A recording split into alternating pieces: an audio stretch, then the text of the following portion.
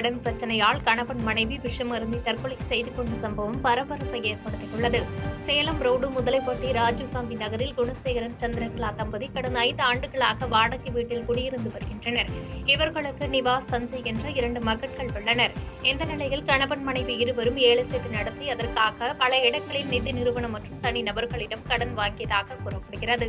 பல லட்சம் ரூபாய்க்கு மேல் கடன் வாங்கிய நிலையில் கடனை திருப்பி கட்ட முடியாத சூழ்நிலையில் கடன் கொடுத்தவர்கள் திரும்பி கேட்டு அழுத்தம் கொடுத்து வந்துள்ளனர். இதனால் தனியாக வீட்டில் இருந்த தம்பதி விஷம் மருந்து குடித்து தற்கொலை செய்து கொண்டனர். இதுகுறித்து தகவல் அறிந்து அங்கு சென்று நாமக்கல் நகர் போலீசார் உடல்களை மீட்டு பிரேத பரிசோதனைக்கு நாமக்கல் அரசு மருத்துவமனைக்கு அனுப்பி வைத்து சம்பவம் தொடர்பாக விசாரணை நடத்தி வருகின்றனர்.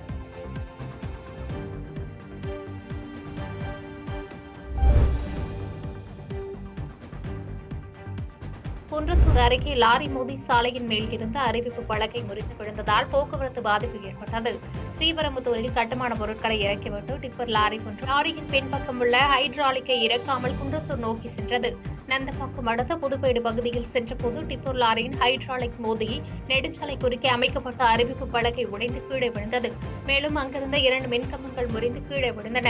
மின்கம்பம் விழுந்ததால் புதுப்பேடு அதனை சுற்றியுள்ள பகுதியில் பல மணி நேரத்திற்கு மேல் மின்சாரம் பாதிக்கப்பட்டது. போக்குவரத்து துண்டிக்கப்பட்டதால் நெடுஞ்சாலையின் மறுபுறம் ஒரே வழியில் வாகனங்கள் சென்றதால் பல கிலோமீட்டர் தூரத்திற்கு வாகனங்கள் அணிவகுத்து நின்றன. மேலும் இச்சம்பவம் தொடர்பாக குன்றத்தூர் போலீசார் விசாரணை நடத்தி வருகின்றனர்.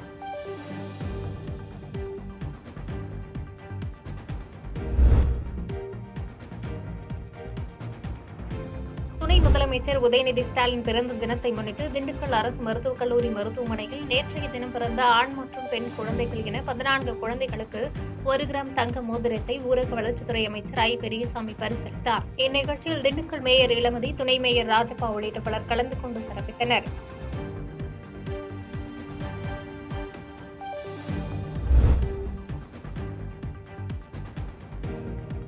கொளப்பாக்கம் பகுதியில் மழைநீர் வடியும் கால்வாய்களின் நீர்நிலையை கண்காணிக்க கேமரா பொருத்தப்பட உள்ளதாக ஆட்சியர் தெரிவித்துள்ளார். காஞ்சிபுரம் மாவட்டம் கொளப்பாக்கம் ஊராட்சியில் வடகிழக்கு பருவமழை முன்னேற்பாடு நடவடிக்கை பணிகளையொட்டி மழை வடிநீர் கால்வாய்களை மாவட்ட கண்காணிப்பு அலுவலர் கந்தசாமி மற்றும் மாவட்ட ஆட்சியர் கலைச்செல்வி மோகன் ஆகியோர் பார்வையிட்டு ஆய்வு மேற்கொண்டனர். அப்போது மாவட்ட ஆட்சியர் கலைச்செல்வி கொளப்பாக்கம் பகுதியில் மழைநீர் வடிகால் செல்லும் முக்கிய பகுதிகளில் கேமராக்கள் பொருத்தி வடிகால் கால்வாய் நீரின் அளவை கண்காணிக்க முடிவு செய்துள்ளதாக தெரிவித்தார்.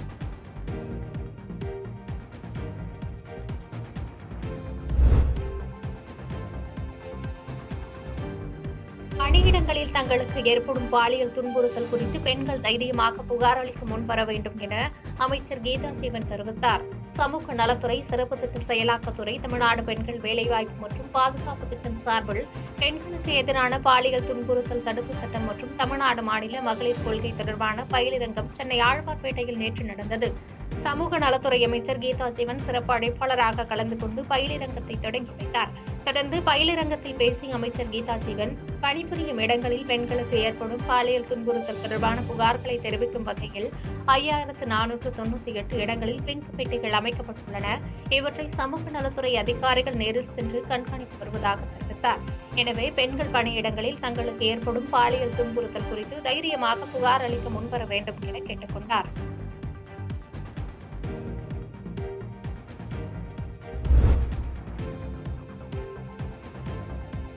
கோவை மாவட்டம் ஆனைமலையில் இந்து சமய அறநிலையத்துறையின் கீழ் உள்ள மாசாணியம்மன் கோயிலில் வரும் டிசம்பர் 12ஆம் தேதி கும்பாபிஷேக விழா நடைபெறவுள்ளது. இதனையொட்டி கலசங்கள், வர்ணம் தீட்டும் பணிகள், கட்டமைப்பு மேம்பாடுகள் உள்ளிட்டவை தயார் நிலையில் உள்ளது.